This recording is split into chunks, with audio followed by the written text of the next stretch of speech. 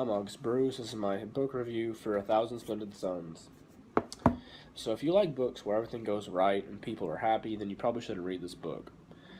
The book starts off with Miriam, a young girl in Afghanistan. Her mother kills herself and she's sent to live with her father. Now the reason her parents aren't together is because Miriam's mother was her father's maid, and they conceived a child while not married, and this is very frowned upon where they're from. So her father forces her to marry a 45-year-old man while she's only 15 years old. She goes to live with them, and everything's okay until miscarriages happen between them, and then abuse starts to happen between the couple. The story then changes to show the viewpoint of another girl named Layla, who's also very young, living in the same town as Rashid, Miriam's new husband, and Miriam. She has a friend named Tariq, and they are very close.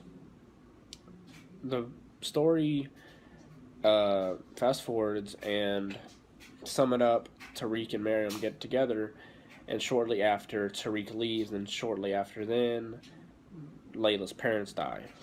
So Layla is then forced to move in with Miriam and Rashid, and now the two girls are told as one story. Rashid decides he wants to marry Layla, so he does, and then that brings up a lot of problems between the two, of Miriam and Layla. But they actually end up resolving their problems, and they plan to run away together. Their attempt is unsuccessful, and they're caught by the police, and they're sent back to Rashid, who beats them severely. After having two kids with Rashid, Layla is tired of it, and they get into a big fight about her friend Tariq, because he comes back after Rashid lies to Layla saying he was dead. So they get in the fight, and Layla and Miriam kill Rashid.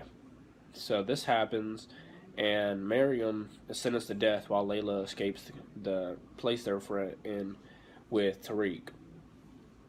Then they get married and have kids of their own, and that's the only good thing that happens in the book.